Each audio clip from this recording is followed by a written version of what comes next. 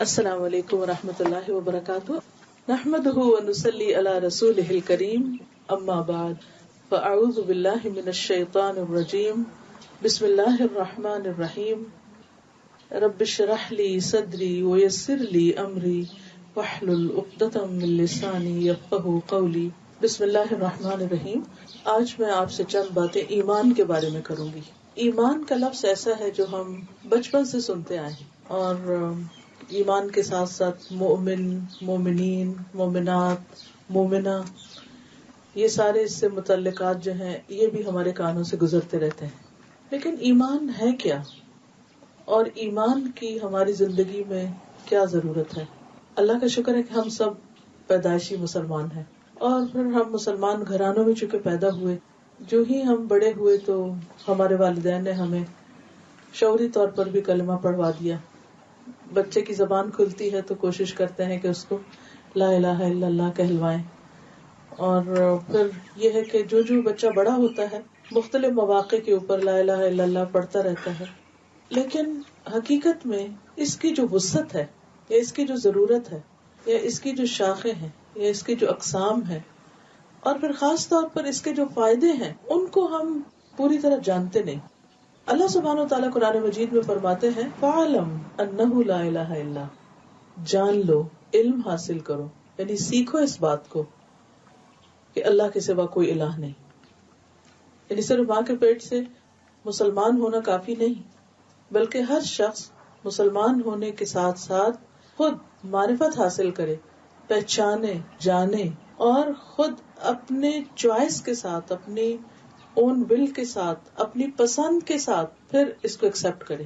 باہر سے کسی قسم کا کوئی پریشر نہ ہو، نہ والدین کا، نہ معاشرے کا، نہ سوسائٹی کا، کیونکہ یہ ہر شخص کا اپنا انڈیویجول پرسنل ڈیسیژن ہو، اور وہ پھر اپنے دل کی خوشی کے ساتھ مومن ہو، ایمان لائے. اور جب بھی انسان کوئی چیز اپنی مرضی کے ساتھ کرنا چاہتا ہے تو اس کی اپنی ذاتی پسند اور ناپسند بھی ہوتی ہے. کہیں ماحول کا بھی کچھ اثر ہوتا ہے، کچھ چیزیں اس کے غور و فکر کا نتیجہ ہوتی ہیں. لیکن ایمان جو ہے وہ صرف غور و فکر اور صرف پسند و ناپسند کی بنیاد پر نہیں ہوتا، اگرچہ اس کے پیچھے تجربہ اور مشاہدہ بھی ہوتا ہے. جیسے ابراہیم علیہ السلام کا تھا کہ وہ ایک ایسے ماحول میں پیدا ہوئے تھے کہ جہاں کوئی بھی مسلم نہیں تھا، کوئی بھی توحید پر نہیں تھا، ہر طرف شرک ہی شرک تھا، کئی خدا بنے ہوئے تھے. تو انہوں نے جب ستارے کو دیکھا تو کہا کہ یہ چمکتا ہے، یہ میرا رب ہو سکتا ہے. ستارے وہ غروب ہو گیا تو کہا کہ جو غروب ہو جاتا ہے وہ رب نہیں ہو سکتا. چاند کو دیکھا تو کہا شاید یہ میرا رب ہو، لیکن جب چاند بھی غروب ہو گیا تو کہا نہیں، یہ میرا رب نہیں ہو سکتا. پھر سورج نکلا تو کہا کہ یہ زیادہ بڑا ہے، شاید یہ رب ہو، لیکن وہ بھی غروب ہو گیا. اب آپ سوچ رہے ہوں گے کہ سورج، چاند، ستارے تو روز ہی غروب ہوتے ہیں، طلوع ہوتے ہیں، تو اس میں ایسی کون سی بڑی بات تھی؟ لیکن بہت سی چیزیں جن کو ہم روٹین میں دیکھتے چلے جاتے ہیں، کبھی ایسا بھی ہوتا ہے کہ ہمارے دل کی کچھ ایسی کیفیت ہوتی ہے، یا ایک ایسے اینگل سے ہم اس چیز کو دیکھتے ہیں کہ بالکل ہماری سوچ ہی بدل جاتی. یہ بالکل ایسے ہی کہ نیوٹن نے روز کئی دفعہ سیب گرتے ہوئے، اور سیب نہیں، بہت سی چیزیں گرتی ہوئی دیکھی، لیکن اسے وہ بات کبھی سمجھ نہیں آئی جو اس ایک خاص موقع پر اس کو سمجھ آ گئی، اور اس نے ایک بہت بڑی دریافت کر لی. تو اسی طرح ایمان بھی ایک دریافت ہوتی ہے، انسان کی ایک پہچان ہوتی ہے.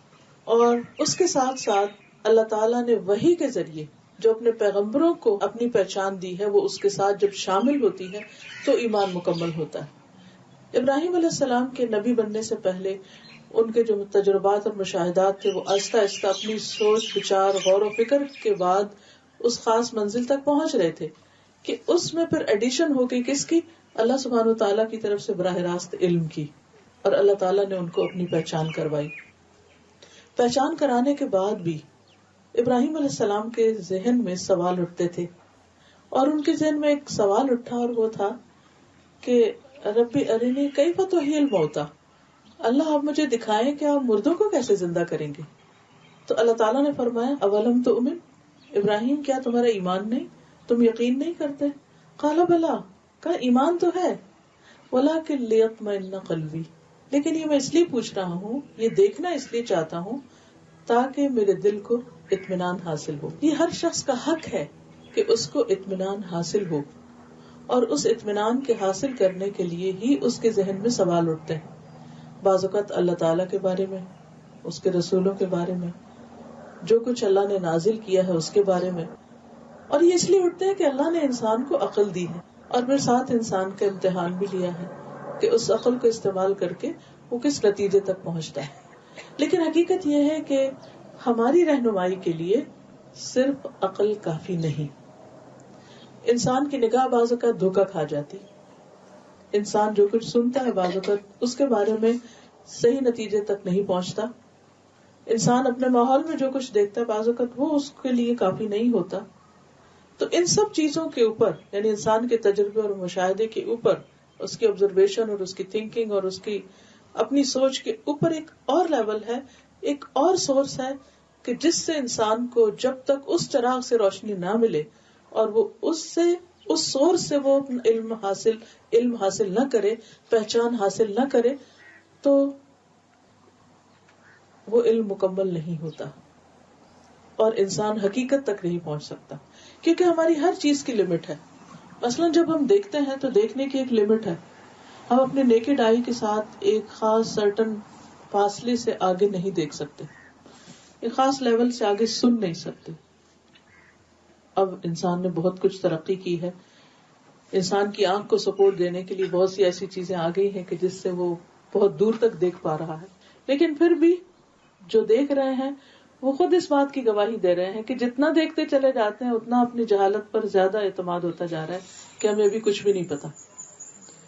اور جس طرح مختلف یعنی گیلیکسی سے آگے پھر سٹارز، سپر سٹارز، نووا، بے شمار نام آپ نے سن رکھے ہوں گے کہ جن چیزوں کو انسان دیکھتا چلا جاتا ہے، اور ان سب چیزوں کے اندر جو مختلف طرح کے رنگ اور ان کے جو سٹائل اور جو خوبصورتی اور حسن ہے.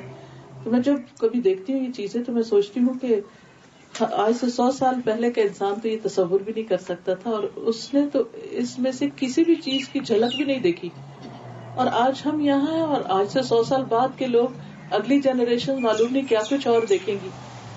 تو اللہ تعالیٰ اتنا بے نیاز ہے، اتنی خوبصورت چیزیں بنا کے آسمانوں میں اور پھر خود زمین کے اندر، اور خصوصاً آپ نے اگر سی لائف کو دیکھا ہو کہ جو کچھ اب ایکسپلور کر رہے ہیں اور جتنے نئے نئے کریچر سامنے آ رہے ہیں، تو مجھے ہمیشہ یہ ہوتا ہے کہ اتنا حسن اور اتنے خوبصورت ڈیزائنز اور اتنے زبردست کلرز اتنی گہرائیوں میں پڑے ہوئے ہیں، اور اللہ تعالیٰ کو کوئی پرواہ نہیں کہ کوئی دیکھتا ہے یا نہیں دیکھتا.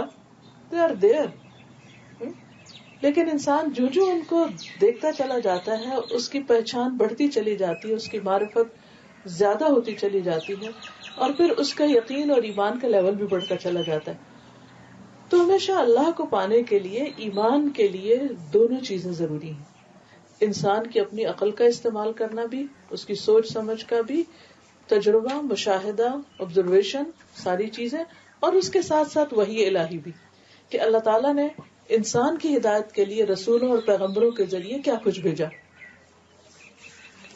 تو آئیے اس کی بنیاد پر ہم دیکھتے ہیں کہ اللہ تعالیٰ نے اور اس کے رسول صلی اللہ علیہ وسلم نے ایمان کی کیا ڈیفینیشن کی ہے. ایمان کیا چیز ہے جس پر ہماری نجات کا انحصار ہے، جس پر ہماری کامیابی کا انحصار ہے، جس سے ہم میں اور دوسرے لوگوں میں ایک بہت بڑا فرق واقع ہو جاتا ہے. کیونکہ ایمان لانا اور نہ لانا دونوں برابر نہیں ہوتے. تو بنیادی طور پر ایمان کیا ہے اگر دو لفظوں میں کہا جائے، وہ ہے رب کی پہچان، اپنے خالق کی پہچان، اس کو جان لینا، اور اس لیول پر جاننا کہ انسان کے دل میں اس کی یادیں بس جائیں، انسان کی نگاہ اور انسان کی سوچ اور انسان کا غور و فکر جو ہے اس کو ایک ڈائریکشن مل جائے، وہ صرف وانڈر نہ کرتا پھرے، ادھر ادھر بھٹکتا نہ پھرے.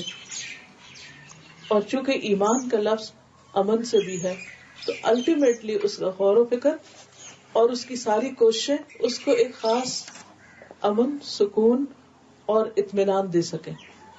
کیونکہ جب انسان کے اندر سوال اٹھتے ہیں، جب انسان کے اندر ایک بے چینی اٹھتی ہے، تو وہ اپنے سوالوں کے جواب چاہتا ہے اور کسی نتیجے تک پہنچنا چاہتا ہے تاکہ وہ پرسکون ہو سکے.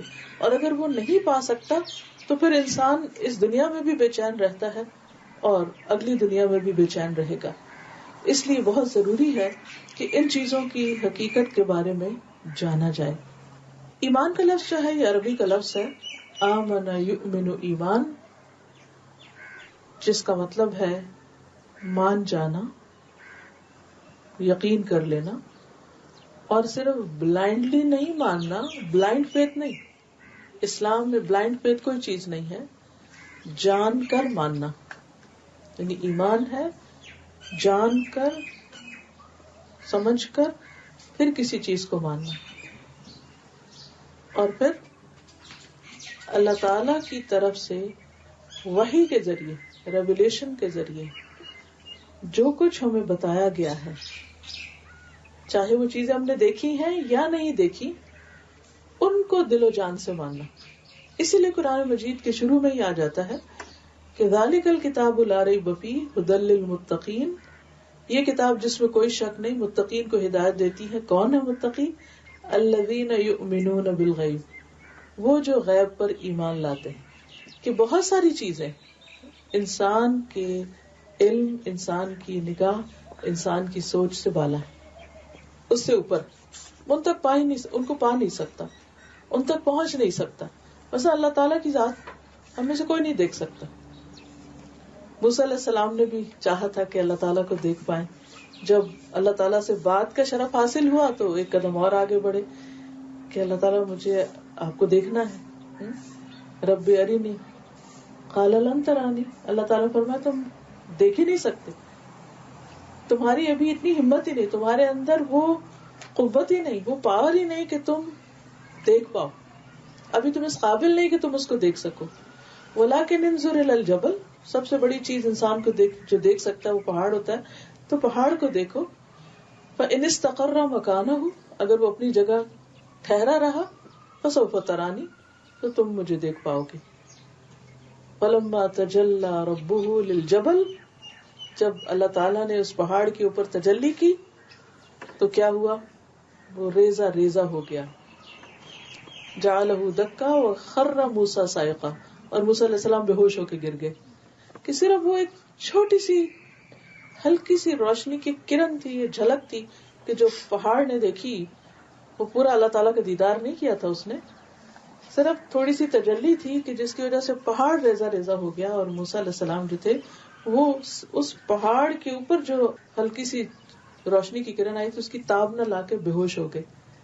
تو اس پہ اللہ تعالیٰ فرمایا کہ تم دیکھ نہیں سکتے، اس لیے ابھی ممکن نہیں. ہاں جب انسان جنت میں جائے گا تو اس کی ساری جو پارز ہیں، چاہے اس کے دیکھنے کی قوت ہے، سننے کی، چکھنے کی، کھانے کی، پینے کی، باقی جتنی بھی قوتیں وہ ساری کی ساری ایکسپینڈ کر دی جائیں گی، بڑھا دی جائیں گی. لائف بھی اینڈ لیس، زندگی کہیں ختم نہیں ہوگی، خواہشات کہیں ختم نہیں ہوگی، کہیں بوریت نہیں ہوگی. دنیا میں کیا ہوتا ہے، ہر چیز کی ایک لمٹ ہوتی ہے نا. کوئی بھی چیز آپ ضرورت سے زیادہ کھا لیں اس سے دل بھر جاتا ہے، کوئی کپڑا ضرورت سے زیادہ دن پہن لے تو اس سے دل بھر جاتا ہے، کسی ایک جگہ پر آپ کافی دن رہ لیں تو وہاں سے آپ بور ہو جاتے ہیں، کوئی بھی کام ایک زیادہ دن کرنے لگے تو آپ تھک جاتے ہیں، اس سے اکتا جاتے ہیں. اس وقت دنیا میں بورڈم کا مسئلہ جو ہے ایک بہت مصیبت بنا ہوا ہے.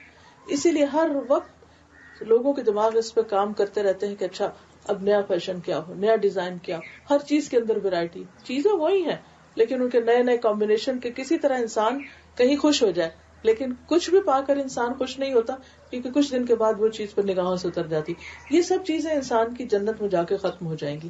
اس وقت انسان کی انجوائے کرنے کی صلاحیت بہت زیادہ بڑھ جائے گی. جیسے ہمارا ٹیسٹ جو ہے اس میں بھی آپ دیکھیں کہ اگر آپ کو مثلا میٹھا بھی پسند ہے تو تھوڑا سا میٹھا زیادہ کریں تو دل مت لانے لگتا ہے. ایک حد سے زیادہ آپ وہ نہیں کھا سکتے. نمک ایک حد سے زیادہ آپ لیں تو آپ تھوک دیں گے.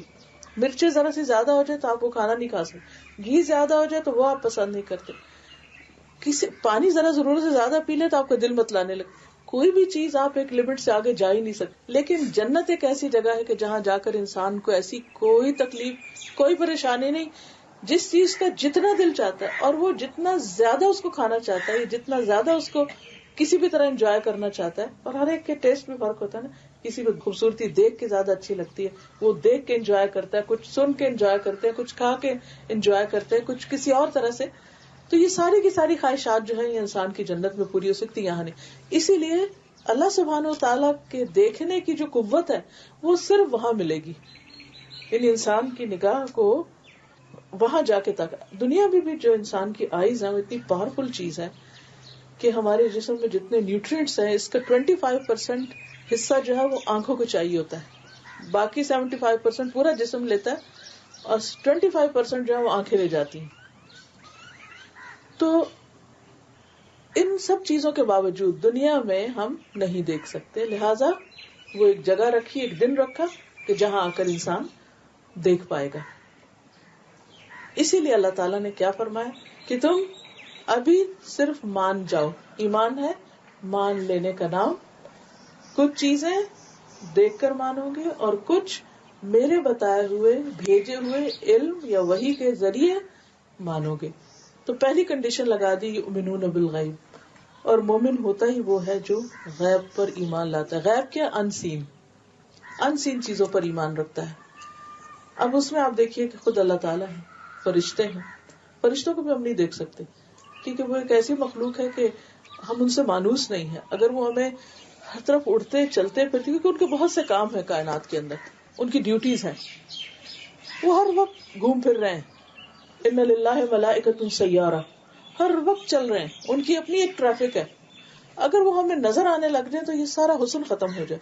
ہم تو ہر وقت خوف زدہ, اچھا وہ موت کا فرشتہ جا رہا ہے, اچھا وہ فلانا جا رہا ہے, اچھا وہ فلانا جا رہا ہے. آپ سوچیے کہ ہمارا حال کیا ہو, ہم تو چین سے بیٹھ ہی نہ سکے. اچھا وہ ساتھ کے گھر میں موت کا فرشتہ آ گیا, اچھا وہ وہاں پر منڈلا رہا ہے. تو یہ جو اللہ نے حسن رکھا ہے, یہ جو کچھ زمین پہ پیدا کیا ہے, ہم تو نہ کچھ کھا سکے, نہ پی سکے, نہ سو سکے, ہمارے تو چین ہی اٹھ جائے. اسی طرح شیاطین بھی موجود ہیں, جنات موجود ہیں, لیکن ہمیں دکھایا نہیں. بہت ہی اچھا کیا.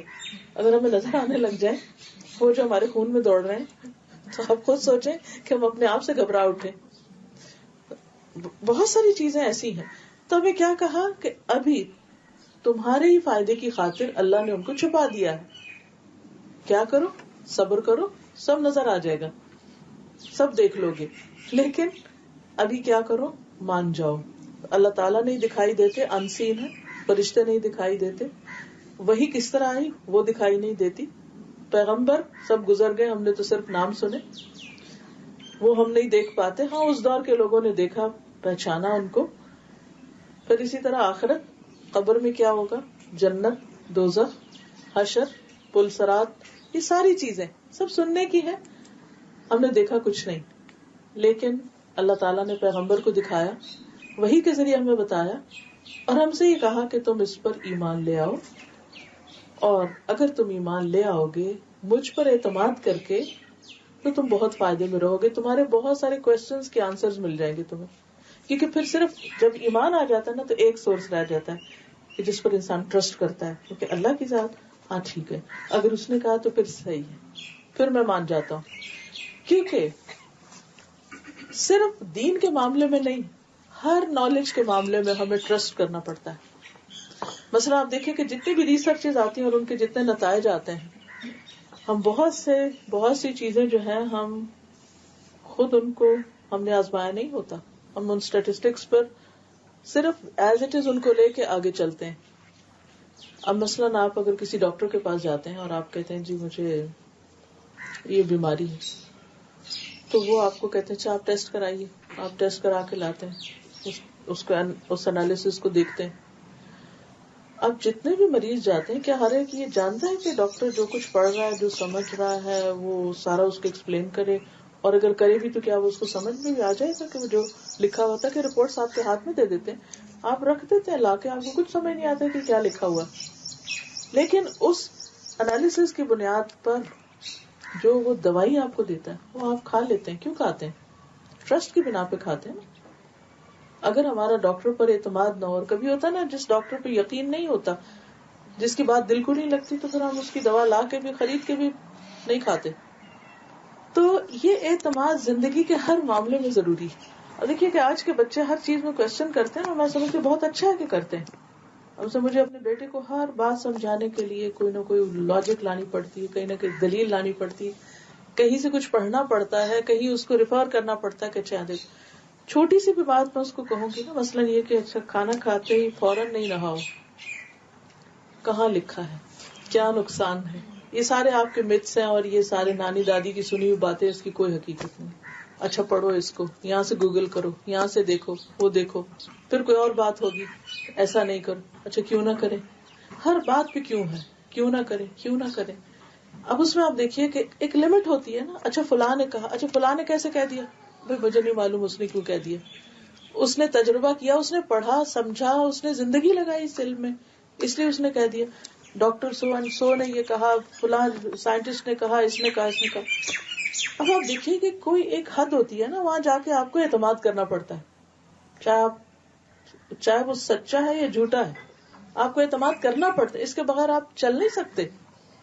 اب آپ دیکھیے کہ اسی طرح جس طرح آپ ایک سائنٹسٹ کی بات کو مانتے ہیں، جس طرح آپ ایک ڈاکٹر کی بات کو مانتے ہیں، جس طرح آپ پرابلم آتا ہے، ایسا کوئی لڑائی جھگڑا ہو جاتا ہے، کسی بھی قسم کا مسئلہ ہوتا ہے کہ آپ کو لائر کے پاس جانا ہوتا ہے، تو آپ اس سے کہتے ہیں جی میرا یہ مسئلہ ہے تو مجھے کیا کرنا چاہیے. آپ اس سے کنسلٹنسی لیتے ہیں، وہ اس پہ آپ کو چارج بھی کرتا ہے، اور وہ قانون کی کتابیں پڑھے ہوئے ہیں، پھر وہ آپ کو گائیڈ کرتا ہے کہ جی آپ اس طرح کریں اور آپ کے کیس میں یہ کرنا ہوگا، اتنی اس کی فیس ہوگی، اتنا عرصہ یہ لگے گا، ایسا ایسا کام ہوگا، پھر جا کے آپ کا یہ مسئلہ حل ہو سکتا ہے. اور اس میں بھی 100% گارنٹی نہیں ہوتی، بعض اوقات کیس جیت لیتے ہیں، بعض اوقات ہار بھی جاتے ہیں. لیکن آپ کو پتا ہوتا ہے کہ رسک ہے یہاں پر بھی، پھر بھی آپ کو اعتماد کرنا پڑتا ہے. اگر کسی پہ تو کریں گے نا، تبھی آپ اپنا معاملہ اس کے حوالے کر دیتے ہیں. کیس آپ کا، انٹرسٹ آپ کا ہے، لیکن آپ اس پہ ٹرسٹ کر کے اس کو دیتے تو بھائی تم میری طرف سے لڑو جا کے، کیونکہ میں وہ اس طرح بیان نہیں کر سکتا جس طرح تم کر سکتے. تو بالکل اسی طرح ریلیجن کے معاملے میں، اپنی کریشن کے معاملے میں، اپنی بگننگ، اپنی اینڈنگ، اپنے فیوچر کے معاملے میں کیا ٹھیک ہے کیا نہیں ٹھیک، ہمیں کسی نہ کسی پر اعتماد کرنا پڑتا ہے. وہ کون ہو جس پر ہم اعتماد کریں؟ وہ پیغمبر ہوتے ہیں جن پر اعتماد کیا جاتا ہے، کیونکہ وہ اپنے وقت کے سب سے سچے انسان ہوتے ہیں. وہ اپنی طرف سے نہیں بولتے، جیسے قرآن مجید میں نبی صلی اللہ علیہ وسلم کے بارے میں آتا ہے وَمَا يَنْطِقُ عَنِ الْهَوَىٰ إِنْ هُوَ إِلَّا وَحْيٌ يُوحَىٰ، کہ وہ اپنے دل سے باتیں نہیں بناتے، وہ جو کچھ کہتے ہیں ان کے اوپر وحی آتی، وہ وحی کے ذریعے بتاتے ہیں. ان کا سورس آف نالج جو ہے وہ ریویلیشن ہے، اور ان کا اعتماد اللہ کی ذات پر ہے. اس لیے ہمیں دین کے معاملے میں بہت سارے سوالوں کے جواب قرآن اور سنت سے ملتے ہیں، اور اس معاملے میں ہم پیغمبر پہ جو کتاب آئی ہے اس پر، جس نے یہ کتاب بھیجی ہے اس پر، یعنی اللہ رب العزت پر ہمیں اعتماد کرنا پڑتا ہے، اور پھر جیسے وہ کہیں ویسے کرنا پڑتا ہے. اور جب ہم اس طرح کر لیتے ہیں تو پھر ہمیں شفا حاصل ہو جاتی. جیسے بیمار ہونے کی صورت میں ڈاکٹر پہ اعتماد کر کے آپ جا کے اس کے سامنے لیٹ جاتے ہیں، وہ آپ کو مثلاً آپ کے دانت میں اگر تکلیف ہو گئی ہے تو آپ گھر نہیں بیٹھے رہتے، آپ ڈاکٹر کے پاس جاتے ہیں، اور آپ کو معلوم ہے کہ وہاں کیا ہوتا ہے، کہاں لیٹنا ہوتا ہے، اور کس طرح آپ اپنا منہ کھول کے اس کے آگے رکھ دیتے ہیں، اور کتنے نازک طریقے سے وہ کیسے کیسے اوزاروں کے ساتھ آپ کے دانت نکالتے بھی ہیں اور لگاتے بھی ہیں اور سب علاج بھی کرتے ہیں. کیسے چلے جاتے ہیں آپ، کیسے ہو جاتا ہے؟ یہ اعتماد کے ساتھ ہی ہوتا ہے. اگر آپ کو اعتماد نہ ہو تو آپ کبھی نہیں جا کے وہاں لیٹیں، کبھی اس کی بات نہیں مانے. تو یہ زندگی کے ہر معاملے میں ہمیں اعتماد کرنا پڑتا ہے. اور پھر سب سے سچی بات کس کی ہوتی؟ دیکھیے انسانوں میں ہم سب سے زیادہ اعتماد کس پہ کرتے ہیں؟ ماں پہ کرتے ہیں. کوئی ایکسپشنلی نہ کوئی کرے تو الگ بات ہے. بچہ بالکل چھوٹا ہوتا ہے نا، تو جب اس کو بھوک لگتی ہے تو ماں کی طرف دوڑتا ہے، جب اسے کوئی تکلیف ہوتی ہے تو ماں کی طرف، وہ گیلا ہوتا ہے تو ماں کی طرف دوڑتا ہے، کوئی پرابلم ہوتی ہے ہر حال میں وہ ماں کے پاس دوڑتا ہے، کیونکہ اس کو پتا کہ میری ماں مجھے چیٹ نہیں کرے گی، میری ماں مجھے شرمندہ نہیں کرے گی، میں اگر گندا ہوں تو مجھے دھو ڈالے گی، میں ٹھنڈا ہوں تو مجھے گرم کر دے گی، میں بھوکا ہوں تو مجھے کھلائے گی. انکنڈیشنل لو. اللہ سبحانہ وتعالیٰ نے کیا فرمایا ہے؟ اللہ تعالیٰ کی محبت 70 ماؤں سے زیادہ ہے، کیونکہ اس نے ہمیں بنایا ہے، ہم اس کی کریشن ہے، اس نے ہمیں بنایا ہے. ماں تو صرف پیدا کرتی ہے، جنم دیتی ہے، پھر اتنا پیار کرتی. تو جس نے بنایا ہے، اگر آپ نے زندگی میں کچھ بنایا ہو، کبھی ہوتا ہے نا کوئی ایک پکچر بناتے ہیں آپ، کوئی پینٹنگ، کوئی ڈرائنگ یا کچھ، یہ تو اوٹ پٹانگ لکیریں ہوتی ہیں اور ہم سنبھال کے رکھ رہے ہوتے ہیں.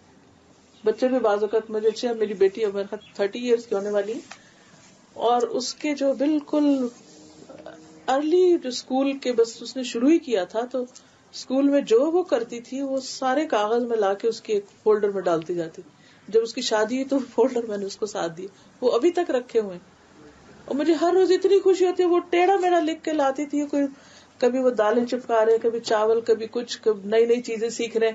تو میں اتنا خوش ہوتی تھی کہ اچھا یہ کیا سیکھ کر آئی ہو تم, اور کتنا پیارا بنایا اور کتنا اچھا بنایا. حالانکہ ہم سب جانتے ہیں کہ بچے کیا بناتے ہیں, لیکن ہمیں کتنا اچھا لگتا ہے آؤٹ آف لو. اسی طرح اللہ سبحانہ و تعالیٰ نے تو انسان کو پرفیکشن کے ساتھ بنایا اور ہر چیز اس کو دی, اور اس کو دماغ دیا, اور اس کو یہ ساری چیزیں, یہ سب خود تو نہیں اگ گئی, کسی نے دیا تو ہم سب کو یہ ملا نا. تو جب یہ سب اس نے دیا تو یہ کیسے ہو سکتا ہے کہ وہ کوئی ایسا حکم دے جو اس کی مخلوق کو تکلیف دینے والا, اس کو نقصان دینے والا, اس کو پریشان کرنے والا ہو. اس لیے ہم سب کو اس پر اعتماد کرنا چاہیے کہ ہمارے رب نے ہمیں جو بتایا وہ ہمارے فائدے کے لیے, کیونکہ وہ ہمارا خالق ہے, وہی ہمارا مالک ہے, اسی نے ہمیں یہاں بھیجا ہے, اسی نے یہ سب کچھ ہمارے لیے بنایا, اور اسی کی طرف ہم نے واپس جانا ہے. لہذا ہمارا سکون اور ہماری خوشی اور ہمارا اطمینان اسی صورت میں آ سکتا ہے جب ہم اللہ پر پورا بھروسہ کریں. دوسرے لفظوں میں ایمان لائیں, اعتماد کریں, اور جتنا جتنا اعتماد بڑھتا ہے, بھروسہ زیادہ ہوتا ہے, اتنی ہی انسان کے اندر پھر تابعداری بھی آتی ہے, انسان سرنڈر بھی کرتا ہے, انسان اس کے آگے جھک بھی جاتا ہے, اور انسان اس کی بات بھی سنتا ہے, اس کے مشورے کو بھی قبول کرتا ہے, اس کو پھر اس کو کنفرم کرتا ہے, ایکنالج کرتا ہے, اور پھر ایک سبمیشن کا لیول آتا ہے, اور پھر بات سمجھ آتی ہے یا نہیں آتی. انسان کہتا ہے چونکہ فلاں نے کہی, اس کی بات نہیں ٹال سکتا, اس کی نہیں روک سکتا, یہ تو مجھے کرنا ہی ہے کیونکہ وہ سب سے زیادہ مجھے چاہتا ہے. تو اس درجے کا ایمان کہ اللہ کی ذات کو انسان سچا مانے, سب سے زیادہ اپنا خیر خواہ مانے, سب سے زیادہ فائدہ پہنچانے والا مانے, اپنا سارا نفع نقصان اس کے ہاتھ میں سمجھے, اور دل, روح, جسم, جان, ہر اعتبار سے اس کی باتوں کو پوری محبت کے ساتھ لے, تو یہی دراصل ایمان ہے. عربی میں ایمان کی تعریف کچھ یوں کی گئی ہے: هو التصدیق الجازم والاعتراف التام بجمیع ما امر اللہ ورسولہ بالایمان بہ والانقیاد ظاہرا و باطنا. اللہ اور اس کے رسول کے تمام احکامات کا ظاہری اور باطنی طور پر مکمل اعتراف اور یقین کرنا, اور اس کی پکی تصدیق کرنا, اچھی طرح اس کو سچا ماننا, یہ دراصل ایمان ہے. اس میں آپ دیکھیے کہ اس میں انسان کا دل, قلب, انسان کے لسان, زبان, انسان کے جوارے, اس کا پورا جسم, دل, دماغ, سب کچھ بیچ میں آ جاتا ہے. یہ سب چیزیں بیچ میں شامل ہو جاتی ہیں کہ انسان جب رب کو پہچان جائے, جب اس کو پا لے, تو پھر اس کا دل بھی اس کو مانے, اس کی زبان بھی اس کو ڈکلیئر کرے, اور اس کے جو ایکشنز ہیں وہ اس کے مطابق ہو جائیں. اور ایمان بڑھتا بھی ہے اور گھٹتا بھی ہے. اللہ کی بات ماننے سے ایمان میں اضافہ ہوتا ہے, اور جب شیطان کی بات مانی جائے تو ایمان میں کمی ہو جاتی. اور جب انسان ایک لمبے عرصے تک شیطان کی بات مانتا جاتا ہے تو بالکل لیول ڈراپ ہو جاتا ہے. یعنی ایمان کو اسٹیٹک چیز نہیں, کسی ایک جگہ رکا نہیں رہتا کہ ہم نے ایک دفعہ بچپن میں لا الہ اماں نے پڑھا دیا تھا تو اب مسلمان ہو گئے, اور اب ہم جو جی چاہے کریں تو بس اب وہ وہی کافی ہے. نہیں, یہ گرو کرتا ہے اگر اس کو اچھا ماحول ملتا ہے, اور یہ مرجھا جاتا ہے, ختم ہو جاتا ہے, کم ہو جاتا ہے جب اس کو مرضی کے خلاف ماحول ملتا ہے. تو اس لیے بہت ضروری ہے کہ ایمان کو بڑھانے والے طریقے بھی ہم کو معلوم ہو کہ کن چیزوں سے ایمان بڑھتا ہے, اور کون سی چیزیں ایمان کو نقصان دیتی وہ بھی ہمیں معلوم ہو. جب یہ معلوم ہو جائے اور اس کے مطابق ہم عمل کریں تو پھر ہمارے اندر ایک بیلنس آ جاتا ہے. اب اس کے لیے مثلاً حضور صلی اللہ علیہ وسلم سے ایک شخص نے پوچھا کہ یا رسول اللہ ایمان کیا ہے, واٹ از ایمان, مل ایمان. قال, آپ نے فرمایا, اذا سرتک حسنتک, جب تمہاری نیکی یا کوئی اچھی چیز تمہیں خوش کرے کہ تمہیں کر کے اطمینان ہو، وساعت کا سیئتک اور تمہاری برائی تم کو چبھے، غلط کام تمہیں برے لگے، فانت مؤمن تو تم مومن ہو. یعنی ایمان کیا ہے کہ انسان کے اندر ایک کرائٹیریا آ جائے، ایک میزان آ جائے کہ نیکی کر کے اس کو خوشی حاصل ہو اور برائی کر کے اس کو تکلیف ہو. یعنی وہ ایک جیتا جاگتا انسان ہے، ایک زندہ انسان ہے جس کے احساسات ہیں، وہ بے حس نہیں ہے. بے حسی کیا ہوتی؟ اچھا ہو who cares، برا ہو who cares، ہمیں نہیں معلوم. نہیں، ایسا نہیں ہونا چاہیے. اچھائی پر خوشی ہونی چاہیے، چاہے خود کرے چاہے کوئی اور کرے. دوسرا کرے تو اس کو بھی اپریشیٹ کرنا چاہیے، اور اگر کوئی برا کرے، خود کرے یا کوئی اور کرے، تو اس پر تکلیف ہونی چاہیے. یہ انسان کے دل کے زندہ ہونے کی علامت ہے. تو بہرحال خلاصہ یہی ہے کہ ہمیں اس دنیا میں آنے کے بعد اللہ نے جو عقل اور سمجھ دی ہے اس کو استعمال کرنا چاہیے. جو کچھ اللہ نے پیدا کیا ہے، جتنی بھی کریشن ہے، عقل کا ایک حصہ اس کو ایکسپلور کرنے، اس کو اسٹڈی کرنے، اس کو جاننے، اس سے فائدہ اٹھانے کے لیے لگانا چاہیے. لیکن ایک حصہ جس نے یہ سب کچھ پیدا کیا اس کو جاننے کے لیے بھی لگانا چاہیے، اس کو پانے کے لیے، اس کی پہچان کے لیے. اور ایمان ہے کیا؟ دراصل اس کی پہچان کا نام ہے. وہ کون ہے جس نے ہمیں یہاں بھیجا، وہ ہم سے کیا چاہتا ہے، ہمیں کیا کرنا ہے، اور ہم واپس جائیں تو ہمارے پاس کیا ہونا چاہیے، کس حال میں ہماری موت آنی چاہیے. کیونکہ زندگی کی ایک کنٹینیوشن ہے. یہ نہیں ہوتا کہ جب کوئی مر جاتا ہے تو وہ ختم ہو جاتا ہے، نہیں، وہ ایک اور فیز میں چلا جاتا ہے. جو اس کی روح ہے اگر اچھی حالت میں مرتا ہے تو وہ خوشی کی حالت میں آگے کنٹینیو کرتی ہے، اور اگر برے کام کر کے ضمیر پہ ایک بوجھ لے کے انسان اس دنیا سے جاتا ہے، اور ضمیر کے اندر اور دل کے اندر ایک قلق اور اضطراب اور بے چینی اور پریشانی اور دکھ اور تکلیف ہے، تو دل کی کیفیات وہ مرنے کے بعد بدلتی نہیں، وہ پھر ساتھ ہی چلتی. اس لیے عقل مند وہ ہے کہ جو اس دنیا میں اس درجے کا ایمان لے آئے کہ جس کے بعد اس کے دل کے اندر ایک سکون اور اطمینان ہو جائے. اب یہ ہے کہ چونکہ ایمان میں علم بھی ہے، یقین بھی ہے، اعتماد بھی ہے، اور پھر اطاعت بھی ہے، تو اصل چیز ہے کہ انسان پھر صرف زبانی کلامی حد تک یا صرف اپنی سوچوں کی حد تک یہ سب کچھ نہ کرے، بلکہ اس کا عمل بھی اس کو اس طرف لے جائے. تو چند ایک مختصر میں بتا دیتی ہوں کہ ایمان آنے سے انسان کو کیا فائدے ہوتے ہیں، اور پھر اس کے بعد یہ ہے کہ اگر کوئی سوال جواب ہو تو وہ کر لیں گے انشاءاللہ تعالی.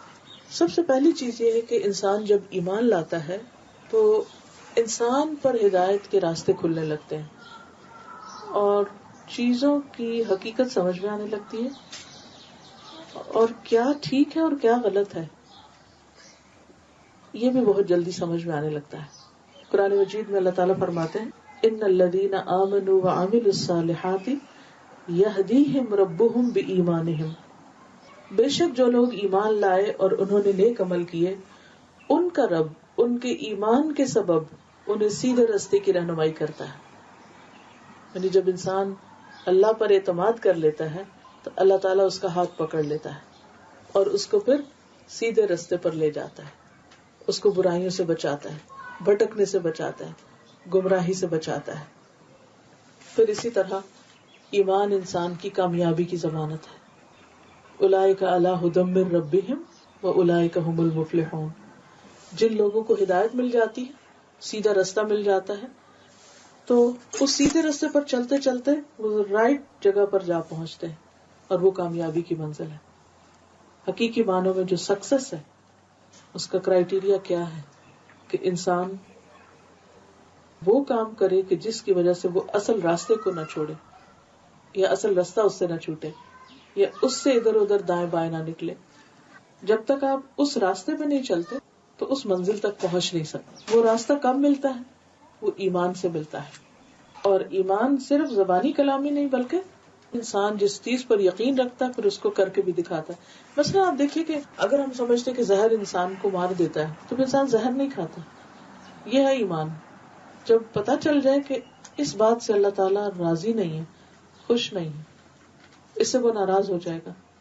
تو پھر انسان کا ایمان کے اندر اتنی پار ہوتی کہ وہ اس کو کھینچ لیتی کہ نو یہ نہیں کرنا، کیونکہ اس کے نتیجے میں وہ ناراض ہو جائے گا، اور اگر وہ ناراض ہو گیا تو باقی کچھ بھی نہیں رہے گا.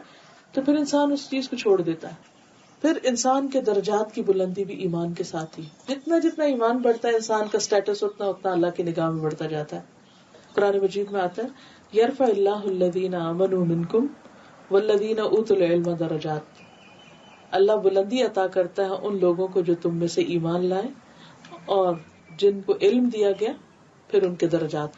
یعنی جب ایمان بڑھتا ہے تو درجات بڑھتے ہیں، جب علم بڑھتا ہے تو درجات بڑھتے ہیں، جب ایمان علم کے ساتھ بڑھتا ہے تو درجات بہت بلند ہو جاتے ہیں. اور علم چاہے ہو لیکن اگر انسان کا عمل نہیں تو پھر ایمان میں کمی آنے لگتی ہے، تو علم کے باوجود بھی درجات نیچے آنے لگتے ہیں. بلکہ اس پر اللہ تعالیٰ کی اور زیادہ ناراضگی آتی ہے کہ ایک شخص جس کو پتا نہیں اس کے پاس تو پھر عذر ہے، لیکن پتا ہونے کے باوجود پھر تم خدا کو ناراض کرتے ہو، تو یہ بہت ہی ناشکری کی بات ہے. پھر اسی طرح یہ ہے کہ ایمان کی وجہ سے اللہ رسول کی بات انسان کو فائدہ دیتی ہے. جیسے کہتے ہیں نا کہ ڈاکٹر کی دوا تب فائدہ دے گی جب تمہارا یقین ہوگا اس پر، کیونکہ انسان کی سوچ جو ہے اس کا بہت سے کاموں میں بہت گہرا تعلق ہوتا ہے. اور جو مثبت سوچ ہوتی ہے، پازیٹیو تھنکنگ ہوتی ہے، اس کی اپنی ایک پاور ہوتی ہے. مثلا اگر ہم کسی بھی کام کے بارے میں کہہ دیتے ہیں کہ یہ میں نہیں کر سکتا، I can't do it، تو پھر کیا ہوتا ہے؟ وہ نہیں کر پاتے آپ، حالانکہ آپ کر سکتے ہوتے ہیں، لیکن چونکہ آپ نے سوچ لیا کہ میں نہیں کر سکتا تو پھر ہوتا نہیں. لیکن جس چیز کے بارے میں آپ کہتے ہیں کہ نہیں I can do it، let me try، میں کوشش کرتا ہوں، میں کر لوں گا، چاہے اس میں رسک ہے. لیکن اگر آپ کے اندر وہ ایک خاص چیز ہوتی ہے کہ جب وہاں پکی گرہ لگ جاتی ہے نا، تو پھر آپ اپنا راستہ ڈھونڈ لیتے ہیں. آپ اپنے بچوں میں بھی یہ چیز دیکھ سکتے ہیں کہ ایک بچہ جو ہے وہ بس ایک ارادہ باندھتا ہے، توڑ دیتا ہے، کبھی وہ ایک چیز ٹرائی کرتا ہے، کبھی دوسری کرتا ہے، دوسرا اس کے مقابلے میں جب ایک فیصلہ کر لیتا ہے تو پھر اس کو کر کے چھوڑتا ہے. ایک بچے کی آپ بات مان لیتے، دوسرے کی آپ نہیں مانتے. کس کی مانتے اور کس کی نہیں؟ جو خود انڈیسائسو ہوتا ہے آپ بھی اس کی بات کو اگنور کر دیتے. لیکن جب ایک بچہ جو بہت ڈٹرمنڈ ہوتا ہے اور اپنی بات پہ پکا ہوتا ہے تو آپ اس کی بات ٹال نہیں سکتے. تو یہ جو ارادے کی پختگی ہے اور انسان کی پازیٹیو تھنکنگ ہے اور اس بات کا یقین کہ یہ چیز ہو جائے گی، مثبت سوچ جو ہے اس کا اپنا ایک فائدہ ہے. اسی طرح جب انسان یہ کہتا نا کہ اللہ کی بات سچی ہے اور یہ فائدے کی ہے اور میں یہ کر سکتا ہوں، تو پھر واقعی اس چیز کا فائدہ بھی شروع ہو جاتا ہے. اس میں وہ جو ٹیسٹ ہوتے ہیں نا، بعض اوقات بعض مریض ایسے ہوتے ہیں کہ جن کو دوا نہیں چاہیے ہوتی، لیکن ان کی ذہنی حالت ایسی ہوتی ہے کہ اگر ان کو دوا نہ دی جائے تو وہ سمجھتے ہیں کہ شاید وہ اور بیمار پڑ جائیں گے. تو بعض اوقات آپ ان کو کچھ بھی دے دیتے ہیں یہ کہہ کے کہ یہ دوا ہے، کھا لو اس کو، ہوتا کچھ نہیں. مجھے کچھ عرصہ پہلے ایک تکلیف ہوئی تو ڈاکٹر کے پاس میں گئی، تو میں نے اس سے کہا کہ میں نے سنا کہ یہ دوا بہت فائدہ کرتی. کہتے نہیں، لیٹسٹ ریسرچ جو ہے وہ یہ کہتی ہے کہ اس دوا کا کچھ بھی فائدہ نہیں. تو میں نے کہا پھر اتنی زیادہ لوگوں میں یہ بات عام کیوں، مشہور کیوں، کیسے ان کو فائدہ ہوتا ہے؟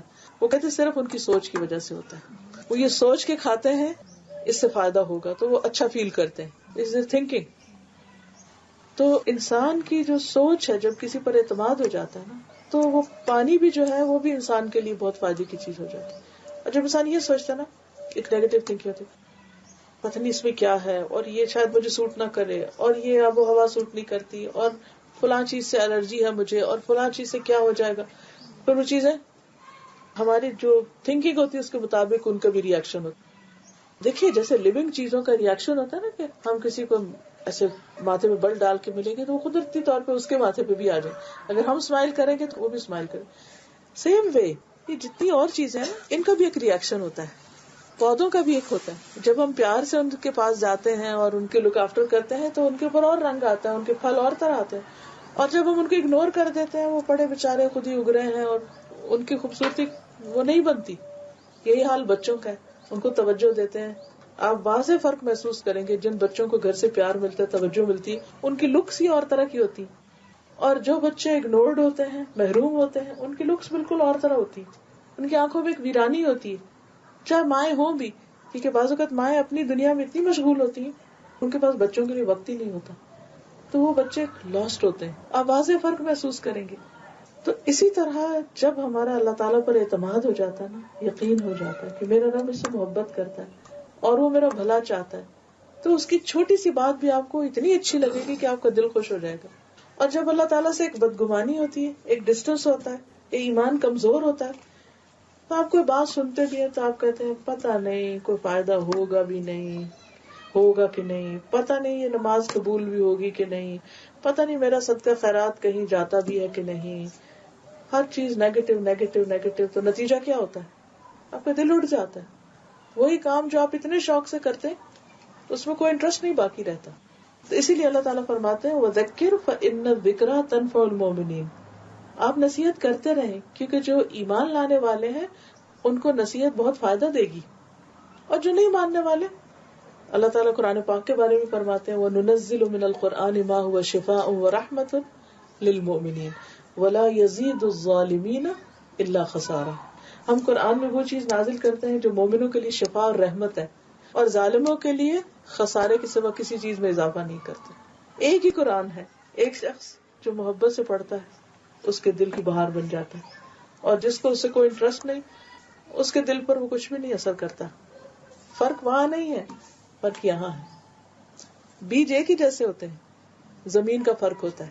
جو زمین اچھی ہوتی ہے اس پر جو بیج ڈالا جاتا ہے وہ زبردست طریقے سے اگتا ہے، لیکن اگر زمین ہی خراب ہے اور بیج ڈالیں بھی تو کچھ فائدہ نہیں. ہمارا دل بھی اسی طرح ہے، اگر دل اچھا ہے ایمان کا بیج آنے کی دیر ہے، بہت خیر نکلے گی. اور اگر اپنا ہی من خراب ہے تو اچھی سے اچھی نصیحت، اچھی سے اچھی بات اور اچھی سے اچھا واعظ اور نصیحت اور لیکچر اور آیات اور تلاوت اور کوئی فائدہ نہیں ہوگا. اس لیے ضروری ہے کہ ہم سب سے پہلے اپنی ٹریٹمنٹ کریں، اپنا تزکیہ کریں، اپنے اندر کے ڈاؤٹس کو نکالیں، اپنے اندر کے یقین کو پختہ کریں. اور اس کے لیے ایک طرف اچھی کمپنی، اچھا علم، یقینی علم یعنی قرآن و سنت کا، اور اس کے ساتھ ساتھ اللہ سے دعا. اللہ تعالیٰ یہ دیکھتا ہے کہ بندہ میرے پاس کب آتا ہے، میرے ساتھ اس کا کیا تعلق. میں دعا کو کوئی ریچول کے طور پہ نہیں لیتی، میں ہمیشہ دعا کو اپنے اور اپنے رب کے ساتھ ایک کنیکشن کے طور پہ لیتی کہ کتنا کنیکشن. صحابہ کرام چھوٹی چھوٹی چیزوں میں مانگتے تھے. یہ بھی اعتماد کی بات ہے نا کہ آپ کس کے پاس جاتے ہیں. دنیا میں بھی جب آپ کسی مشکل میں ہوتے ہیں، ضرورت ہوتی ہے، تو آپ سوچتے ہیں اچھا امی کو کہوں یا بہن کو کہوں یا دوست کو کہوں یا شوہر کو کہوں، کس کو کہوں. پھر جس پر آپ کو سب سے زیادہ اعتماد ہوتا ہے نا تو آپ اس کو میسج کرتے ہیں، اچھا دیکھو آج مجھے یہ کام ہے، تم کیا کہتی ہو. چاہے مشورہ چاہیے ہو، چاہے کوئی مادی چیز چاہیے ہو، کچھ بھی چاہیے ہو، تو آپ اسی سے شیئر کرتے ہیں جس پر آپ کو سب سے زیادہ ٹرسٹ ہوتا ہے. جب اللہ تعالیٰ پر ایمان اور اعتماد آ جاتا ہے تو پھر آپ چھوٹی چھوٹی باتیں بھی اللہ سے شیئر کرتے ہیں اور اس پر اعتماد کرتے ہیں. یہی دراصل ایمان ہے. پھر اس کے بعد انسان کے اندر صبر اور شکر بھی آ جاتا ہے، پھر ایک سکون اور خوشی اس کو حاصل ہوتی ہے. پھر اسی طرح انسان کو غموں سے نجات ملنے لگتی ہے، کیونکہ انسان کا اللہ پر اتنا اعتماد بڑھ جاتا ہے کہ وہ کہتے ہیں کہ اگر کوئی نقصان بھی ہو، کوئی بیماری بھی آئی تو اس میں بھی خیر ہے. تکلیف دہ چیز کو بھی اپنے حق میں بہتر سمجھتا ہے. انسان کے ایمان کی وجہ سے جو آخرت کی خوشخبریاں اس کے لیے وہ بھی تسلی اور اعتماد کا باعث بنتی ہے. ایمان ہی جنت میں داخلے کا سبب ہے، اور ایمان ہی ایسی چیز ہے کہ جس سے انسان کے اندر انسانوں کی محبت آتی ہے، کیونکہ وہ سارے انسانوں کو اپنے رب کی مخلوق سمجھتا ہے. تو پھر وہ نفرت نہیں کرتا، کیونکہ اس کو پتا ہے کہ اس کے رب نے یہ شکل بنائی ہے، اس کے رب نے ایسا بنایا ہے. دوسروں کی عادتیں بھی اس کو بہت بادر نہیں کرتی.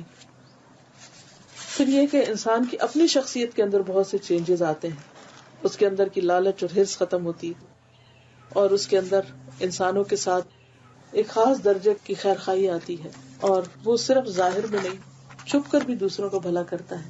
وہ صرف ظاہر میں نہیں، چھپ کر بھی برائیوں سے بچتا ہے، کیونکہ اس کو پتا ہے کہ اس کا رب اس کو دیکھ رہا ہے، وہ سننے والا ہے، جاننے والا ہے.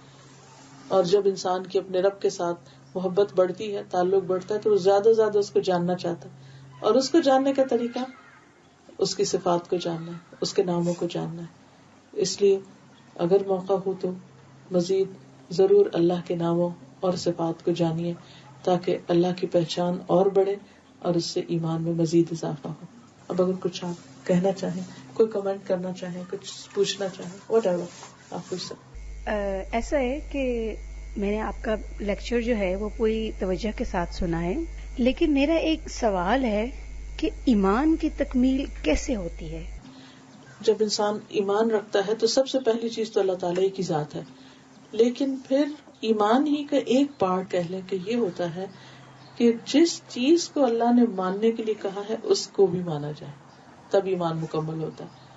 اب مثلاً جب ہم کہتے ہیں کہ ہم اللہ پر ایمان لاتے ہیں تو وہ صرف اللہ پر کافی نہیں، کیونکہ اللہ ہی نے بتایا ہے کہ کچھ اور چیزوں کو بھی ماننا ہے۔ اب مثلاً آمن الرسول بما انزل الیہ من ربہ والمؤمنون کل آمن باللہ وملائکتہ وکتبہ ورسلہ لا نفرق بین احد منہم وقالوا سمعنا واطعنا غفرانک ربنا والیک المصیر۔ یہاں ایمان کی برانچز بتا دی گئی کہ کس کس چیز کو ماننا ضروری، یعنی اللہ کو ماننا تو ہے لیکن اس کے ساتھ رسول کو بھی یہی کہا گیا اور سارے مومنوں کو۔ مومن ہوتا ہی وہ ہے جو اللہ، فرشتوں، رسولوں، کتابوں، آخرت، ان سب چیزوں کو مانے۔ اب اگر کوئی شخص یہ کہے کہ میں اللہ کو تو مانتا ہوں لیکن سب رسولوں کو نہیں مانتا، مثلاً وہ موسیٰ علیہ السلام کو مانے، عیسیٰ علیہ السلام کو مانے لیکن محمد صلی اللہ علیہ وسلم کو نہیں مانتا، تو ایمان انکمپلیٹ ہو جائے گا، اور اس نے دراصل اللہ کی بات نہیں مانی، کیونکہ محمد صلی اللہ علیہ وسلم پر ایمان لانے کا حکم بھی اللہ ہی نے دیا۔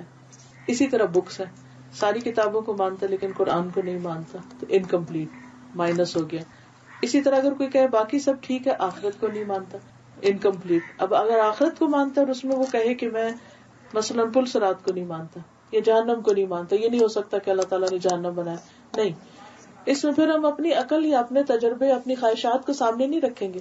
جیسے میں نے شروع میں بات کی تھی نا، ایمان اس وقت مکمل ہوتا ہے جب تجربے اور مشاہدے کے علاوہ جو کچھ اس نے ریویل کیا ہے، جو اوتھینٹک سورسز سے ہمیں ملتا ہے، اس کو ماننا بھی ضروری ہے، جس میں پھر قرآن اور محمد صلی اللہ علیہ وسلم کی جو باتیں ہیں، کیونکہ پچھلے جتنے بھی انبیاء آئے ہیں اور کتابیں آئی ہیں وہ بھی برحق تھے، کیونکہ شروع میں سورۃ البقرہ کیا آتا ہے، والذین یؤمنون بما انزل الیک وما انزل من قبلک۔ مومن وہ ہوتا ہے جو اس کو مانے جو آپ پر اتارا گیا اور جو آپ سے پہلے اتارا گیا۔ اب آپ دیکھیے کہ دنیا میں اس وقت جتنے بھی الہامی ریلیجنز ہیں، جوز ہیں، کرسچنز ہیں، مسلمز ہیں، جوز جو ہیں وہ موسیٰ علیہ السلام کو صرف مانتے ہیں، عیسیٰ علیہ السلام کو نہیں مانتے، محمد صلی اللہ علیہ وسلم کو نہیں مانتے۔ کرسچنز جو ہیں وہ موسیٰ علیہ السلام کو مانتے ہیں لیکن محمد صلی اللہ علیہ وسلم کو نہیں مانتے۔ صرف مسلمز ایسے ہیں کہ جو عیسیٰ علیہ السلام کو بھی مانتے ہیں، موسیٰ علیہ السلام کو بھی مانتے ہیں، باقی پیغمبروں کو بھی اور محمد صلی اللہ علیہ وسلم کو بھی۔ تو ایمان اس وقت تک مکمل نہیں ہوتا جب تک وہ نہ مانا جائے جس کو اللہ نے ماننے کے لیے کہا ہے۔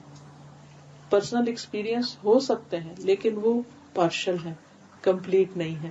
جب تک یہ سائیکل کمپلیٹ نہیں ہوتا اس وقت تک انسان اس کا لطف نہیں اٹھا سکتا۔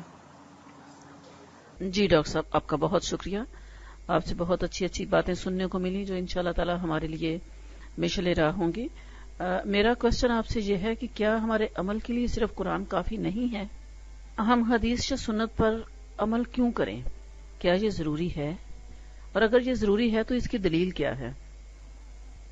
جیسے ہم پڑھتے ہیں لا الہ الا اللہ اور اس کے ساتھ ہی پڑھتے ہیں محمد الرسول اللہ، جو شخص صرف اتنا پڑھتا ہے نا، لا الہ الا اللہ اونلی فرسٹ پارٹ، ایمان مکمل نہیں ہوتا، کیونکہ پہلا جو کلمہ ہے اسی کا حصہ ہے محمد الرسول اللہ۔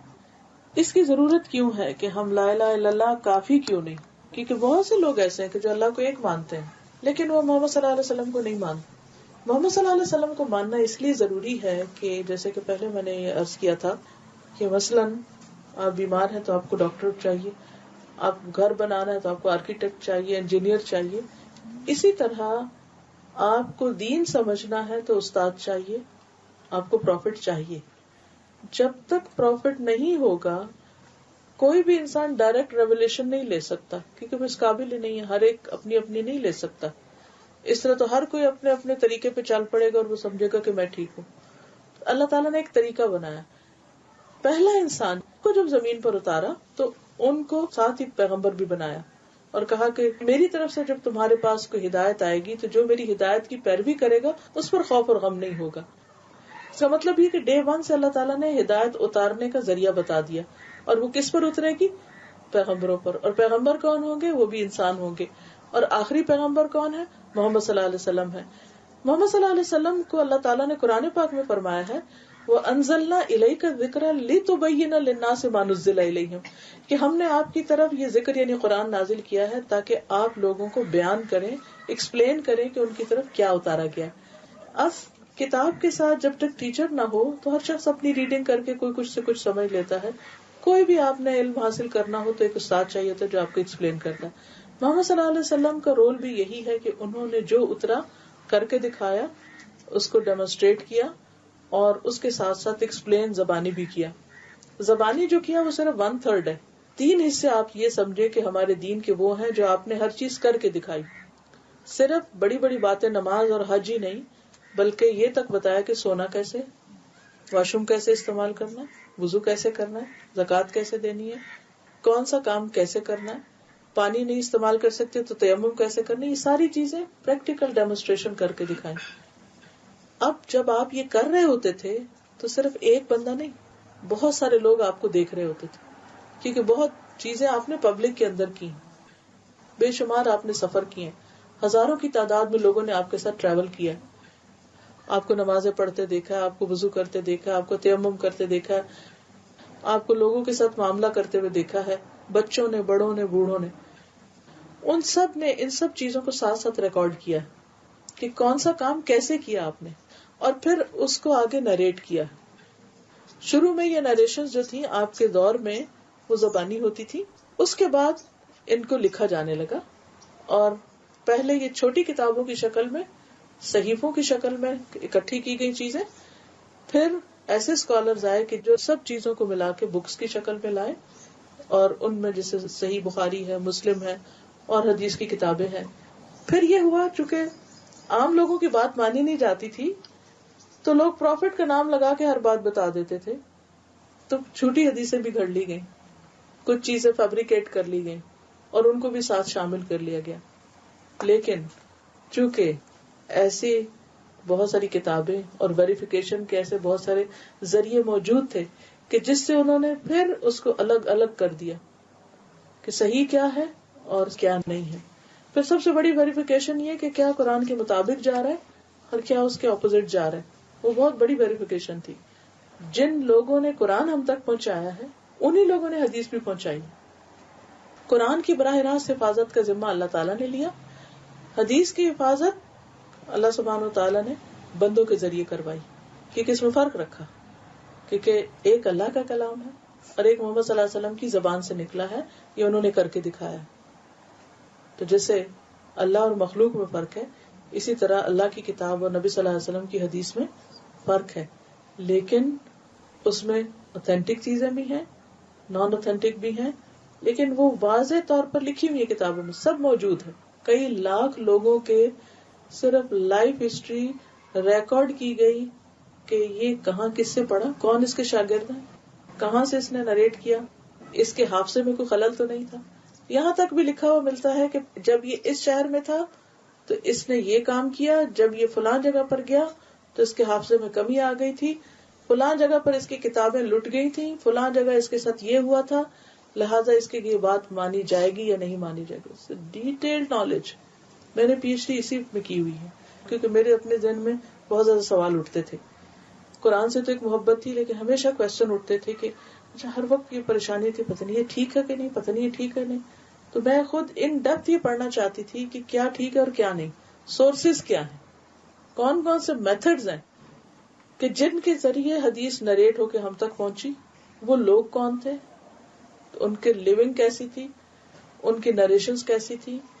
تو یہ پوری ایک سائنس ہے، اس کو حدیث سائنسز کہتے ہیں. اور الحمدللہ اللہ تعالیٰ نے، چونکہ یہ آخری دین تھا ہمارے لیے، دین اسلام، اور لوگوں کو ایک وے آف لائف دینا تھا، تو وہ صرف ایک کتاب کے ذریعے نہیں ہو سکتا تھا. تو نبی صلی اللہ علیہ وسلم کی سیرت اور سنت کے ذریعے وہ چیزیں ہم تک پہنچائی گئی. اور خود اللہ تعالیٰ نے فرمایا کہ ما آتاکم الرسول فخذوہ، جو رسول تمہیں دے اس کو لے لو اور جس سے وہ روکتے ہیں اس سے رک جاؤ. یہ خود اللہ کا حکم ہے. اور بہت جگہ آپ کو قرآن مجید میں ملے گا اطیعوا اللہ و اطیعوا الرسول، اللہ کی اطاعت کرو اور رسول کی اطاعت کرو. یہ خود اللہ تعالیٰ کا حکم ہے. ڈاکٹر صاحبہ میرا ایک سوال ہے کہ کیا زکوٰۃ کا پیسہ کسی بھی ہاسپٹل میں دیا جا سکتا ہے؟ اگر چیریٹی ہاسپٹل ہے پھر تو لگ سکتا ہے, لیکن اگر پبلک ہاسپٹل ہے جس میں لوگ جا کے اپنا علاج کرائیں گے اور پیسے بھی دیں گے تو اس میں نہیں لگتا. انہوں نے کچھ سسٹم بنایا ہوا ہوگا کہ جس میں غریبوں کے علاج کے لیے انہوں نے فنڈز الگ کیے ہوئے ہوں گے, اس میں نہیں دے سکتے, لیکن جو غریب وہاں پر پیشنٹس آئیں گے ان کو آپ دے سکتے ہیں, اس میں کل 100% دے سکتے جو افورڈ نہیں کر سکتے. ایکچولی مجھے اس کا ورکنگ نہیں پتا کہ وہاں کون آتا ہے کیا کرتا ہے. مثلا ایک شخص جو افورڈ کر سکتا ہے وہ ایک ایسی فیسلٹی سے فائدہ اٹھا رہا ہے کہ جو تو اس میں نہیں. مریض جو ہیں ان کے اوپر لگ سکتی ہے, بہت ایکسپینسو علاج ہوتے ہیں بعض اوقات اور لوگ اس کو افورڈ نہیں کر سکتے تو ان کو دے سکتے ہیں. قرآن مجید میں لکھے ہوئے 8 کیٹیگریز جو ہیں زکوٰۃ کی, ان میں یہ کیٹیگری نہیں ہے. تقسیم میں زکوٰۃ جو ہے وہ اللہ نے خود کی ہے, کس کس کو دینا ہے. اس میں دیکھیے کہ اسلام نے ہمیں ایک جنرل رول دیا ہے جو کسی کے لیے بھی اپلائی ہوتا ہے کہ تم میں سے کوئی شخص مومن نہیں ہو سکتا جو اپنے مسلمان بھائی کے لیے وہ پسند نہ کرے جو اپنے لیے کرتا ہے. دس از دا کرائیٹیریا. کسی کے ساتھ بھی آپ کو ڈیل کرنا ہو, فارگیٹ اباؤٹ اس وقت سسرال ہے, بہو ہے, ساس ہے, نند ہے, کوئی بھی ہے, ABCD کوئی بھی. ابھی ایمان کی بات ہو رہی تھی نا. ایمان کیا ہے کہ جب تک آپ دوسرے کے لیے وہ نہیں چاہتے جو اپنے لیے چاہتے ہیں تو آپ مومن نہیں. آپ مثلاً ایک بہو کی حیثیت سے کسی گھر میں جاتے ہیں اور ادھر آپ کا بھائی اپنی بیوی لے کر آپ کے پیرنٹس کے گھر آتا ہے. آپ اپنے پیرنٹس کو چھوڑ کر آئیں, کیا چاہتے ہیں کہ جو آنے والی لڑکی ہے وہ ان کے ساتھ کیا کرے, مرسیفل ہو, کیئرنگ ہو, لونگ ہو. اب جو ادھر چاہ رہے ہیں نا اپنے پیرنٹس کے لیے, وہ کسی کے پیرنٹ کے لیے آپ کو ادھر چاہنا ہے. جب وہ ایک خیر خواہی آ جاتی ہے نا, اور کیئر آتی ہے اور لو آتا ہے, تو وہ خود ہی سکھا دیتا ہے اب مجھے کیا کرنا ہے, اب دوسرے کی نیڈ کیا ہے. ہسبینڈ وائف کے ریلیشن شپ میں بھی جتنے بھی لیگلٹیز ہیں, رائٹس ہیں, ریسپانسبلٹیز ہیں, واٹس ایور, لیکن میں سمجھتی ہوں کہ جب تک انسان انسانیت کے لیول پہ یہ نہیں سوچتا کہ اس وقت دوسرے بندے کی کیا ضرورت ہے, کبھی بھی ریلیشن شپ اچھا نہیں ہو سکتا. میں نے اپنی زندگی میں یہی ایک اصول اپنایا ہے, کسی وقت کسی کے ساتھ شکایت بھی ہو جائے تو میں ہمیشہ یہ سوچتی ہوں کہ اس وقت میں اس کی جگہ ہوتی تو میں کیا چاہتی ہوں, مجھے کیسے ٹریٹ کیا جائے. میں اپنے لیے چاہوں گی کہ مجھے معاف کر دیا جائے, میں بھول گئی تھی, مجھ سے غلطی ہوگی, اب اگر سامنے والا مجھ سے معافی مانگ رہا ہے تو مجھے بھی کر دینا چاہیے. اب میں ایک غلطی کئی دفعہ کرتی ہوں, اگر اس نے بھی کئی دفعہ کی ہے چھوڑو, اب اس کو جانے دو. ایک تو یہ دی گئی. دوسری ایک بنیاد یہ دی گئی کہ تم کچھ بھی کرو گے, اگر ایک ذرے کے برابر بھی کسی کے ساتھ احسان کرو گے, نیکی کرو گے, تو وہ تمہیں واپس دی جائے گی. تمہارے ساتھ وہی کیا جائے گا جو تم کسی کے ساتھ کر رہے ہو. جو کسی کے لیے کنواں کھودے گا خود اس میں گرے گا. اس مطلب نہیں کہ اسی میں ہی گرے گا, اس جیسا کوئی اور آ جائے گا رستے میں. کسی کو چیٹ کر رہے ہو تو میں کوئی چیٹ کرے گا. پچھلے دن یوٹیوب پہ ایک بڑی اچھی سی چھوٹی سی کلپ تھا, وہ بیٹے نے مجھے بھیجا. اس میں کیا تھا کہ ایک بچہ اسکیٹنگ کر رہا ہے اور وہ گر جاتا ہے, تو ایک اس کو آ کے اٹھاتا ہے, اور پھر جب بچہ اٹھتا ہے تو آگے جاتا ہے, تو اس نے پار کرنا ہوتا ہے, سڑک پار کرنا, تو ایک بوڑھی خاتون کو, تو وہ اس کو پار کروا دیتا. تو آگے جاتا ہے تو بوڑھی خاتون آگے کسی کی ہیلپ کرتی, تو وہ کسی کی وہ پورا کرتے کرتے چین, وہ جس نے پہلے بندے نے جو مدد کی تھی اس تک وہ خیر آ جاتی. اتنی حیران کرتی, امیزنگ. چھوٹا سا کلپ ہے لیکن سائیکل ہے پورا, امیزنگ. اللہ تعالیٰ کا یہ وعدہ ہے, تم کسی کے ساتھ بھلائی کرو گے وہ تم تک ضرور لوٹے گی. اللہ ذرے برابر بھی کسی کی ایفرٹ کو ضائع نہیں کرتا. جو بیج تم بوگے اس میں سے جیسا بوگے, تم پھول لگاؤ گے تو پھول اگیں گے, کانٹے اگاؤ گے تو کانٹے اگیں گے. تم کسی کے ساتھ اچھا کرتے ہو تو سمجھو پھول لگائے اپنے لیے, اور اگر برا کرتے ہو سمجھو کانٹے اگائے اپنے لیے. ان دو چیزوں کی بنیاد پر اگر آپ کسی کے ساتھ بھی کرتے ہیں کہ چلو چھوڑو, اگر اس نے مجھے نہیں جواب دیا, نہیں بدلہ دیا, میرا رب ہے مجھے بدلہ دینے والا, کافی ہے مجھے, وہ نہیں ضائع کرے گا. بندے نہیں کیئر کر رہے, بندے نہیں قدر کرتے, وہ ہے قدر کرنے والا. یہاں سے نہیں ملا کہیں اور سے ملے گا, ہو سکتا ہے وہاں مجھے اس کی اس سے زیادہ ضرورت ہو. بعض اوقات ہم چاہتے ہیں انسٹنٹ گریٹیفیکیشن چاہتے ہیں, انسٹنٹ ریوارڈ چاہتے ہیں. اچھا میں نے اس کو یہ نیچے سے کچھ اٹھا کے دیا تو اب میرا گرا تو وہ کیوں نہیں آئی ابھی جلدی سے. نہیں, ضروری نہیں ہے کہ وہ اٹھائے, یہ بھی اٹھا سکتے ہیں. مجھے تو اصل مقصد تو یہ نا کہ وہ ہیلپ ہو جائے, وہ کہیں سے بھی ہو جائے گی. معاملہ اس پہ چھوڑو, بندوں پہ نہیں چھوڑو, کیونکہ جب ہم بندوں سے چاہیں گے نا, بندے بےچارے بہت ہی فقیر ہیں, نہیں دے سکتے, ان کی اپنی ضرورت پوری نہیں ہوتی, ہماری کہاں سے کریں گے. تو دو چیزیں, ایک جو کچھ کرو اللہ کے لیے کرو, اس سے بدلہ چاہو, دوسرے کے لیے وہ چاہو جو اپنے لیے چاہتے ہیں. تو انشاءاللہ تعالیٰ اس میں پھر جب ہم اپنے مثلا جاب کر رہے ہیں, کام کر رہے ہیں, ہم خود نہیں وہ سب کر سکتے, کسی اور کا بندوبست کر دیں, کسی بہن بھائی کو توجہ دلا دیں, دیکھیں دیکھو میری اس وقت مصروفیت ہے, تم پہنچ جاؤ, بالکل ایسے ہی جیسے اپنے بچوں کے لیے کرتے ہیں. دیکھیے جب ہم کام کرتے ہیں یا کچھ بھی, تو ہمارے بچے بھی تو بعض اوقات اگنور ہوتے ہیں, تو پھر ہم ان کا بھی بندوبست کرتے ہیں. تو اسی طرح اگر اپنے ماں باپ یا سسرال کے ماں باپ یا بہن بھائی یا نند دیور نیبرز, کوئی بھی سو ایور, مسلم نان مسلم, دوست دشمن, کوئی بھی ہمیں مل کے رہے گا. دیکھیے ہمارے یہاں نا اسلام اور کلچر کو مکس کر لیا گیا ہے, ٹھیک ہے نا, کیونکہ بہت ساری چیزیں اسلام نے 1 2 3 کر کے نہیں بتائیں کہ یہ تمہاری رسپانسبلٹی اور یہ رسپانسبلٹی, کیونکہ اس سبجیکٹ پہ میں نے کافی پڑھا, کہیں مجھے ایز اے چیپٹر یا ایز اے سبجیکٹ کسی قرآن کی آیت میں یا حدیث میں یہ نہیں لکھا ہوا ملا کہ تمہارے سسرال کے تمہارے اوپر یہ حقوق ہیں, یہ فرائض ہیں. ہاں یہ آیت ضرور ملتی ہے کہ اس نے تمہیں پیدا کیا تو اس نے ہی نسب اور سحر بنائے. جہاں نسب کا ذکر کیا گیا یعنی پیرنٹس کا ذکر کیا گیا, وہیں سحر سسرال کا ذکر کیا گیا. اگر قرآن پاک کہیں ہو تو میں ابھی وہ آیت نکال سکتی ہوں, دونوں کا برابر جگہ ذکر کیا گیا. اس کا مطلب یہ ہے کہ جیسے ہمارے اپنے والدین کے ہم پر کچھ حقوق ہیں, وہ پہلے ذکر کیا گیا, نسب کا لفظ پہلے لائن میں, اور جو سحر ہے وہ نمبر 2 ہے. تو اسی طرح اس درجے کے تو نہیں ہوگے, ظاہر ہے جو ماں جنم دیتی ہے اس کی تکلیف اور طرح کی ہے, اور جو ساس شوہر کو جنم دیتی ہے اس کی وہ نہیں ہے, وہ نمبر 2 کیٹیگری میں آ جاتا ہے. لیکن یہ نہیں کہہ سکتے کہ ان کے کوئی حقوق ہے ہی نہیں, کیٹیگوریکلی نہیں بتایا گیا, 1 2 3 کر کے نہیں بتایا گیا, لیکن انڈائریکٹلی ہمیں اس سے پتا چلتا ہے کہ ان کا بھی ہمیں خیال کرنا ہے.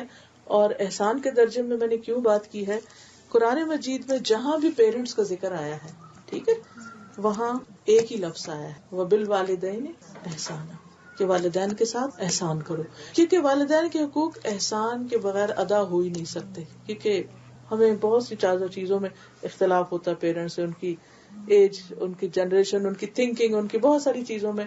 تو پھر اگر ہم بدلے کے اوپر کرنے لگے یا صرف رسپانسبلٹی سمجھ کر, تو کر نہیں پائیں گے.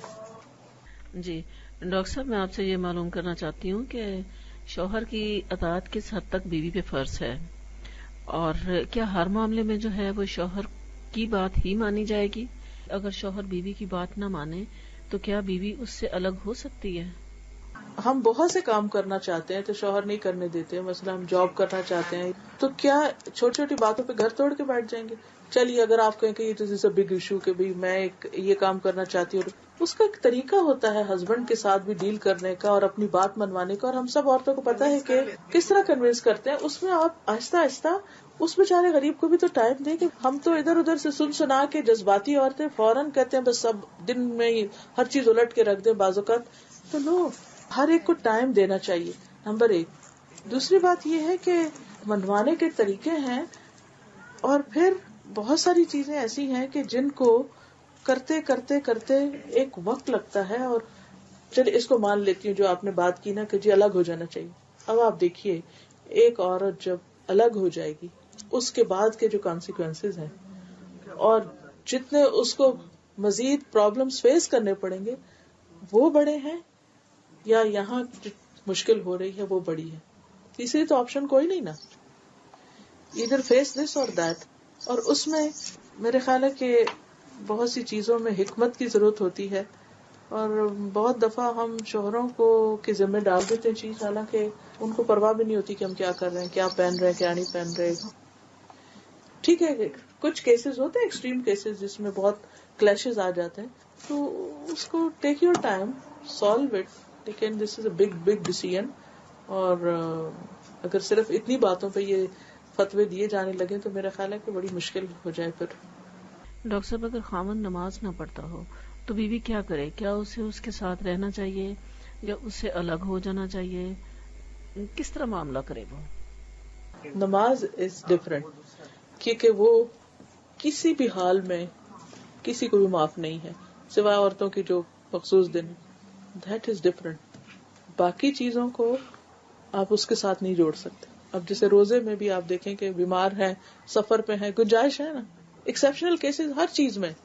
نماز میں ایکسیپشن نہیں ہے. تو نماز پہ قیاس کر کے ساری چیزوں کو آپ نہیں لے جائیں کہ اچھا اگر اس پر بہت سخت باتیں ہیں, میں سمجھتی ہوں کہ بہت سے ایسے فتوے ہیں, لیکن اس میں بھی ایک دن میں کہ آج میں نے کہا کہ تم نماز پڑھ لو, اس نے کہا نہیں پڑھے تو لہٰذا اب میں اس وجہ سے خلا لینے جا رہی ہوں. اس طرح نہیں گھر چلتے. اس میں بھی ایک طریقہ ہے. اور ایون ایک اگر کوئی مرتد ہو جاتا ہے تو اس کو بھی ٹائم دیا جائے گا, اس کو سمجھایا جائے گا. فوری ایکشن نہیں لیے جاتے. گھر کو جوڑ کے رکھنا ہے, حکمت کے ساتھ چلنا ہے, کیونکہ یہ انسان کی ایک ضرورت ہے. اور جب گھر ٹوٹتے ہیں تو اس سے صرف 2 لوگ نہیں, اس سے آپ دیکھیں جو اگلی نسلوں کے اوپر جتنے بچے ڈسٹرب ہوتے ہیں. اب یقین کریں گے چونکہ بہت سے لوگ کنفائڈ کر کے بہت سی چیزیں شیئر کرتے رہتے ہیں, سب سے زیادہ ڈپریشن اور ڈسٹربنس کے کیسز میں نے ٹوٹے ہوئے گھروں میں دیکھے.